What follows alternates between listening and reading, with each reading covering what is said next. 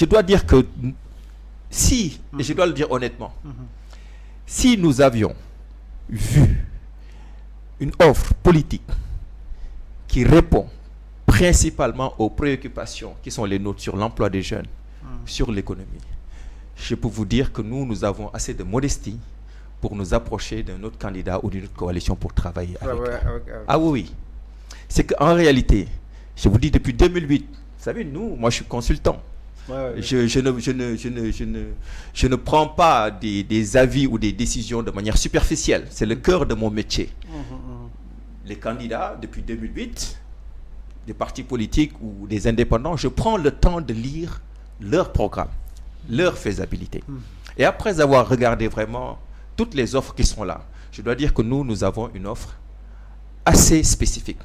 La première chose, je vous l'ai dit, nous sommes la seule organisation, la seule offre politique qui va proposer des modalités de réduction de cet hyper-présidentialisme tant décrié. Mais autant on le décrit, autant personne ne propose une solution, hormis de dire qu'on va aller vers un régime parlementaire qui aussi va créer le désordre. Nous avons une solution vraiment unique depuis 2008 que nous comptons proposer. Ça, c'est la première chose. Il faut régler ce problème d'hyper-présidentialisme. Un président tout-puissant, je donne un exemple. Aujourd'hui, le président de la République, Macky Sall, pourrait décider d'engager le Sénégal dans une guerre au Niger, alors qu'il est, pour moi, le seul Sénégalais qui aujourd'hui supporte cette guerre. Ça, c'est un exemple d'hyper-présidentialisme qui est dangereux pour ce pays. La nation, le destin de ce pays ne devrait pas dépendre d'une seule personne. L'une des choses que nous proposons, c'est la gestion concertée du pouvoir. Ça, c'est la première chose. Nous sommes les seuls qui proposons une gestion concertée du pouvoir, de sorte que les 4 ou 5 premiers qui vont arriver, eh bien, ils vont gérer ensemble ces pays. Et il y a des modalités pour le faire. Ça, c'est la première chose. La deuxième chose, nous proposons un investissement de 2300 milliards par an. Tout le monde parle d'agriculture, mais nous sommes les seuls à mettre les moyens, à prévoir de mettre les moyens nécessaires dans l'agriculture. Depuis 60 ans, voilà un secteur. Tous les régimes, et vous entendrez tous les candidats indépendants vous dire l'agriculture c'est important, on va faire des choses. Mais la réalité, même depuis Wade, qui a lancé sa Goana, le président Macky Sall, c'est qu'ils ne mettent pas les moyens suffisants. Nous allons mettre 55% du budget national dans l'emploi des jeunes et dans l'agriculture. Et pendant 10 ans, nous allons révolutionner ce domaine pour en faire la colonne vertébrale de notre développement. Il faut à un moment que la richesse vienne de l'agriculture et de l'agro-industrialisation. Nous sommes les seuls à proposer cela. La troisième chose, tout à l'heure je vous l'ai dit, il y a 300 000 jeunes qui arrivent sur le marché de l'emploi chaque année.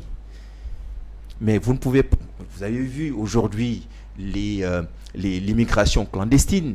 Maintenant, c'est la piste du Nicaragua.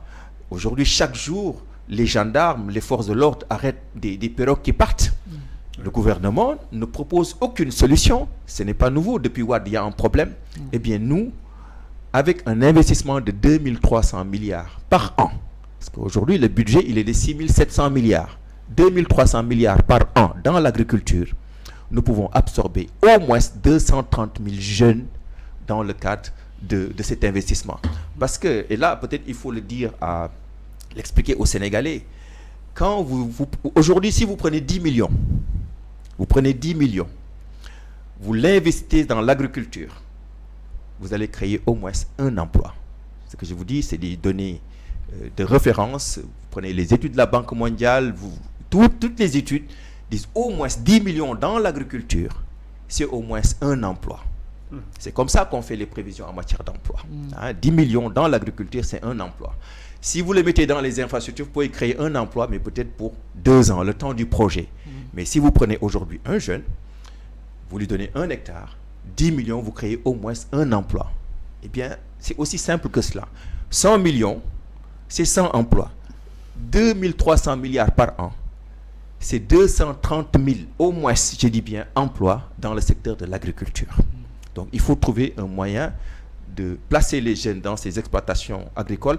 Mais alors, quand nous disons agro-industrialisation, nous disons non seulement une agriculture moderne, parce qu'aujourd'hui, il y a au moins 600 000 exploitations agricoles. Et ça aussi, c'est une spécificité que nous avons. La plupart des candidats, incluant dans le PSE, incluant le PSE, se base sur les investissements étrangers. Pour eux, il faut mettre en place les conditions, donner les terres pour que les investisseurs étrangers viennent cultiver et utilisent les Sénégalais comme employés. Notre approche pour nous, c'est de faire une mise à niveau des 600 000 unités agricoles qui appartiennent à des Sénégalais, des familles pour 2, 3, 4 hectares. C'est ça qui va faire que les Sénégalais vont avoir les moyens d'exploiter leurs propres terres et de créer de la richesse. La création de la richesse, c'est ce que vous sortez de la terre. Mais nous n'allons pas nous limiter à ça. Lorsque vous produisez de l'arachide et que vous le vendez à 250, 275 francs le kilo, mais il est transformé en huile qui est vendue à 1500. Donc l'agro-industrialisation, c'est non seulement d'extraire la richesse de vos terres, de votre sol, mais aussi de transformer cette richesse pour capter la plus-value. Donc, c'est important de mettre les deux ensemble. Or, ce que nous faisons au Sénégal, nous exportons les matières brutes sans les transformer, et ça ne peut pas développer le Sénégal. Et donc, par rapport au PSE, j'ai entendu il y a quelques jours M. Serigne Gueye Diop, un profil brillant qui était à Nestlé, qui était le conseiller du président de la République en matière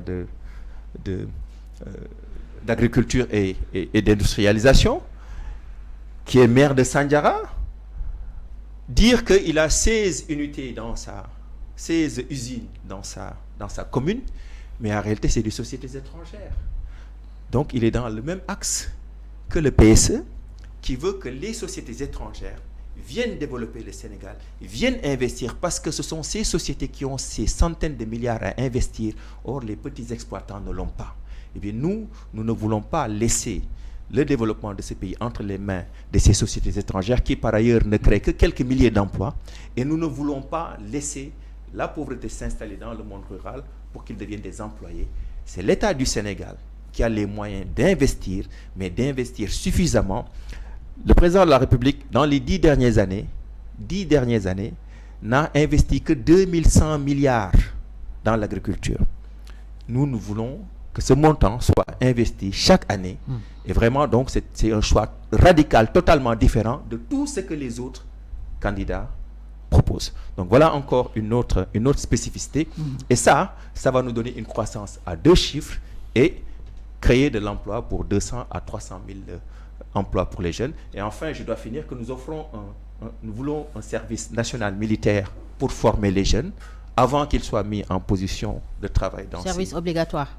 Un service obligatoire, progressivement, évidemment. On ne va pas intégrer tout le monde, mais au moins 200 000 jeunes chaque année, déjà pour les ramener dans cet esprit civique et citoyen, parce que dans ce pays, nous avons aussi besoin de ramener l'ordre, l'autorité, parce qu'on le voit partout, c'est le désordre, il y a une chute de l'autorité, et il faut restaurer ça, mais en même temps le faire en créant des économies locales dans les différentes collectivités, pour que ces jeunes puissent rester dans leur communauté, y travailler, créer de la richesse, parce que s'il n'y a rien, c'est parfaitement normal qu'ils viennent à Dakar. Donc ça, c'est vraiment, nous sommes les seuls à proposer cela, et je pense que c'est une solution dont le Sénégal a besoin. L'économie, l'emploi, un environnement apaisé et unifié entre le pouvoir et l'opposition et les différentes forces vives de la nation. C'est le cœur de notre candidature. Mais ça reste des promesses de campagne, entre autres, à Sarin, entre guillemets. C'est des engagements. C'est des engagements fermes. La faisabilité de ces propositions. Bien sûr, je vous ai dit, c'est un défaut de consultant. Je ne fais aucune proposition. C'est parce que c'est ce que j'ai fait avec mes clients. Je considère que nous sommes presque dans un cas d'appel d'offres. Ouais, bien sûr. J'ai gagné, moi, des appels d'offres devant de grands cabinets. Et je ne participe que lorsque je suis sûr que je sortirai parmi les 2 ou 3 premiers. Et vraiment ça, j'en fais une religion depuis 25 ans. C'est ce que j'ai fait. Et je vous ai dit que j'ai pris le temps. Parce que depuis 2007, 2000, et c'est normal, peut-être c'est un défaut, je regarde, je lis les propositions de tous les candidats. Idrissa Seck, comment on dit, Macky Sall, son Yono Yokouté, j'ai lu et j'ai compris les failles de leurs propositions. Et vous avez exploité ces failles, sans doute. En fait, disons que, aussi bien, même les politiques publiques, vous savez, nous, on les consomme. Pourquoi le programme de Wade, la Goana, a échoué? Pour moi, c'est une question technique, il fallait y répondre, et on l'a compris. C'est parce qu'il n'a pas mis les moyens, les investissements nécessaires. Donc ça, il faut comprendre pourquoi les autres échouent. dans leurs efforts, parce qu'ils aiment le pays comme nous. Depuis 1960, les différents gouvernements ont essayé. Avant de venir proposer une solution, il faut étudier pourquoi les autres ont échoué. Et le cœur du développement de l'agriculture et de notre pays, c'est l'investissement, c'est les capitaux. Nous n'avons jamais voulu mettre assez de moyens dans l'agro-industrialisation. Et je vous ai dit, le deuxième problème, c'est que nous n'avons pas développé la capacité de transformation de nos matières premières. Si vous développez votre agriculture, mais vous ne les transformez pas, vous perdez la plus-value. Et donc, vous avez raison, il faut tenir compte de tout ce que les autres ont fait, de leurs échecs pour améliorer. Justement, dans le même sillage de Fatou, c'est la même préoccupation que nous avons, c'est justement comment financer cela. Parce qu'en fait, le problème que nous avons, c'est vrai, le budget, et c'est côté fonctionnement et côté investissement. Alors, comme les recettes ne sont pas suffisantes, c'est vrai qu'on va avoir du pétrole et du gaz, peut-être ce qui va différencier les choses, mais dans tous les cas, pendant très longtemps, on a dépendu des institutions de Bretton Woods. Vous avez été consultant à la Banque mondiale et peut-être vous l'êtes toujours. Les reproches que nous faisons aux experts étrangers et tout, c'est qu'en fait, ils nous amènent des solutions prêtes à porter. Sinon, ils ne nous financent pas. Avec non seulement un modèle démocratique, mais voilà, un modèle de fonctionnement, de gestion donc des affaires publiques, mais aussi voilà, des financements avec des taux d'intérêt très élevés, et on ne s'en sort pas. Est-ce qu'aujourd'hui, vous avez un système pour contourner toutes ces difficultés? Parce que, sérieusement, en Afrique, c'est ça, jusqu'ici, c'est ça peut-être l'un des problèmes. Le mode de financement des dépenses d'investissement. Oui. Alors, d'abord, nous, la première source d'investissement, c'est le budget national. C'est-à-dire qu'aujourd'hui, je vous ai dit, le budget, il est de 6 700 milliards en 2023. Depuis 20 ans, la moyenne d'augmentation du budget, c'est de 10%. Donc, l'année prochaine, donc en 2024, ce sera 7 000 milliards. L'année prochaine, ce sera 7 700 milliards. Il y a presque une constance dans l'évolution du budget. Donc, aujourd'hui, on peut même prévoir à quelques pourcents près quel va être le niveau du budget en 2025, en 2026, en 2027. Et je vous ai dit, sur ces 6 700 milliards, et là, c'était vraiment un choix de société. Et c'est pourquoi cette élection, elle est importante. Il faut qu'on comprenne que tant que nous n'aurons pas un secteur économique, tant que l'agriculture, l'agro-industrialisation ne va pas être la colonne vertébrale de notre économie, eh bien, nous allons rester dans les difficultés que vous parlez. Parce qu'en fait, de quoi il s'agit? Nous empruntons beaucoup d'argent, mais nous ne les investissons pas dans des secteurs productifs. Mais plutôt dans les dépenses de fonctionnement. Dépenses de fonctionnement. Nous les mettons certes dans les infrastructures, mais ça, la rentabilité, c'est à long terme. C'est bien ce qui a été fait jusque-là. Et de toute façon, les infrastructures, les routes, les ports, on aura toujours besoin de les faire. Donc ça, on ne va pas les arrêter. Mais il faut investir de manière massive dans un secteur essentiel qui va créer de la richesse. Ce qui crée de la richesse, c'est quand vous exploitez votre terre. Vous savez, aujourd'hui, le mètre carré, il y a 3 500 000 hectares au Sénégal de superficie agricole. Si vous considérez ce qu'on en tire, c'est l'équivalent de 40 francs par mètre carré. C'est trop faible. Il faut investir dans la restauration des sols, parce que quand les sols sont viciés, finalement, ils ne produisent pas assez. Il faut investir dans les équipements modernes. Il faut investir dans la formation. Il faut investir dans les équipements industriels de transformation. Et c'est tout cet ensemble qui coûte de l'argent. La conservation. La conservation, les entrepôts. Donc ça, ce sont des infrastructures, mais c'est des infrastructures de production. Alors, je disais que si vous n'investissez pas dans ces secteurs, vous ne créez pas de la richesse.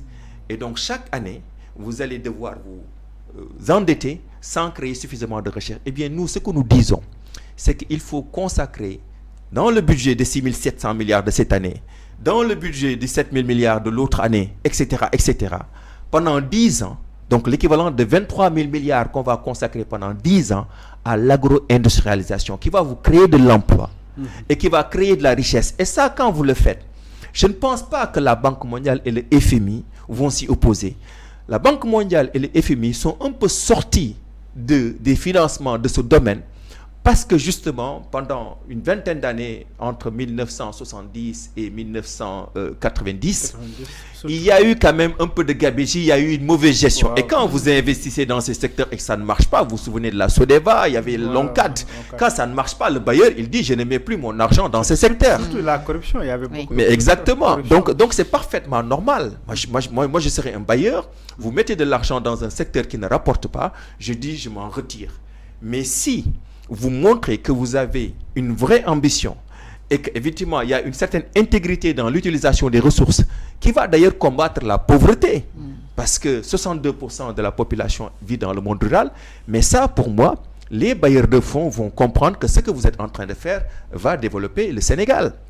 Maintenant, ça, c'est une option. Une deuxième option, effectivement, c'est les ressources pétrolières. Mais moi, je ne veux pas aujourd'hui aller dans cette stratégie qui consiste à dire non.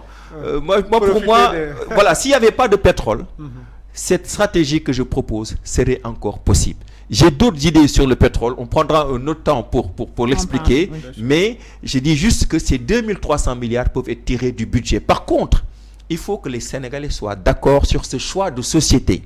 Il faut que les Sénégalais soient d'accord pour qu'ils comprennent qu'il n'y a que l'État du Sénégal qui peut prendre ces montants importants et les mettre dans l'agriculture et que ça va profiter à tout le monde. Par contre, il va y avoir un certain nombre de secteurs publics que nous allons confier au secteur privé. C'est-à-dire, il y a des choses, il y a des services publics aujourd'hui réalisés par l'État que l'on peut confier au secteur privé. Je ne dis pas la privatisation, c'est la concessionnalisation. Vous savez, aujourd'hui, par exemple, l'eau, c'est un service public, mais on l'a confié à un acteur privé.